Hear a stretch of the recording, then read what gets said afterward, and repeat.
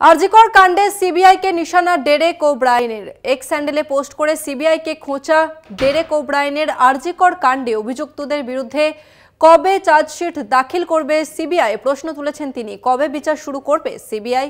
Derek O'Brien Rajya Sabha तृणमूलेर सांसद তিনি এবার সিবিআই এর বিরুদ্ধে মুখ খুলেছেন। তিনি বলছেন যে কবে বিচার শুরু করবে সিবিআই, চার্জশিট দাখিল কবে করবে সিবিআই, এই প্রশ্নগুলি কিন্তু এক্স হ্যান্ডেলে তুলেছেন রাজ্যসভার সাংসদ তৃণমূলের সাংসদ डेरेक ओब्रायन।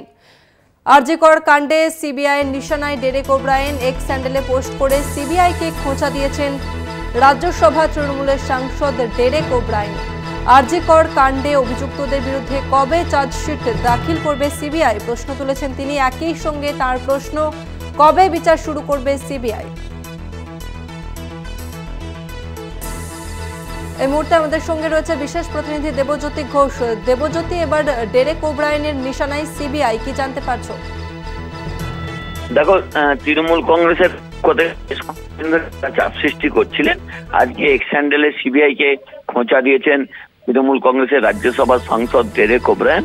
এবং আরজিকর কাণ্ডে কবে চার্জশিট দাখিল করবে সিবিআই, কারণ সিবিআই এই তদন্ত নিয়েছে প্রায় 24 দিন হয়ে গেল।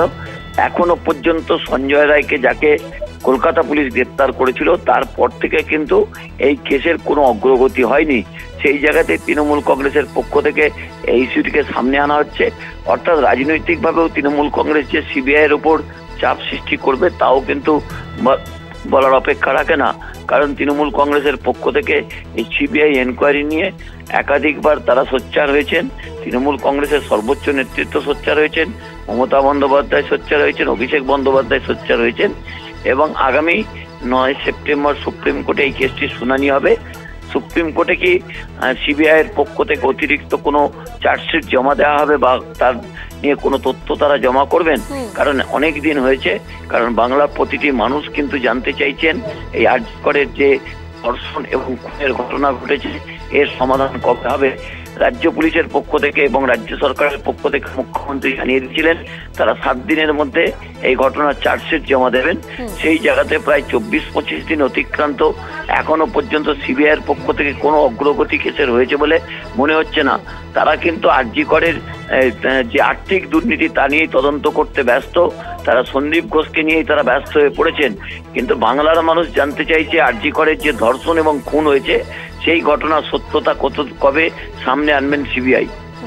ধন্যবাদ তোমাকে দেবজ্যোতি। আমরা কথা বললাম বিশেষ প্রতিনিধি দেবজ্যোতি ঘোষের সঙ্গে। আরজিকর কাণ্ডের তদন্তভার গিয়েছে সিবিআই এর হাতে এবং সিবিআই এর তদন্তের অগ্রগতি নিয়ে ইতিমধ্যে তৃণমূলের তরফ থেকে বারবার প্রশ্ন করা হচ্ছে। আর এরপর আরজিকর কাণ্ডে সিবিআই কে নিশানা डेरेक ওব্রায়নের।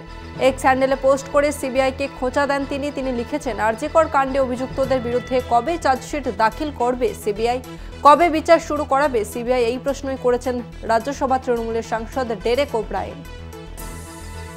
আরজিকর কাণ্ডে অভিযুক্তদের বিরুদ্ধে সিবিআই কবে চার্জশিট দাখিল করবে, কবে বিচার শুরু করাবে, এই প্রশ্নই কিন্তু এক্স হ্যান্ডেলে তুলেছেন রাজ্যসভা তৃণমূলের সাংসদ डेरेक ওব্রায়ন। এর আগে আরজিকর কাণ্ডে সিবিআই এর তদন্তভার নিয়ে তৃণমূলের তরফ থেকে প্রশ্ন করা হয়েছিল যে 22-23 দিন হয়ে গেল, এখনো পর্যন্ত তদন্তের কোনো অগ্রগতি হয়নি। আর এরপর डेरेक ওব্রায়নের নিশানায় সিবিআই। এক্স হ্যান্ডেলে পোস্ট করে সিবিআই কে খোঁচা দিয়ে डेरेक ওব্রায়ন তিনি লেখেন যে আরজিকর কাণ্ডে অভিযুক্তদের বিরুদ্ধে কবে চার্জশিট দখল করবে সিবিআই, কবে বিচার শুরু করাবে সিবিআই, এই প্রশ্নই তুলেছেন डेरेक ওব্রায়ন।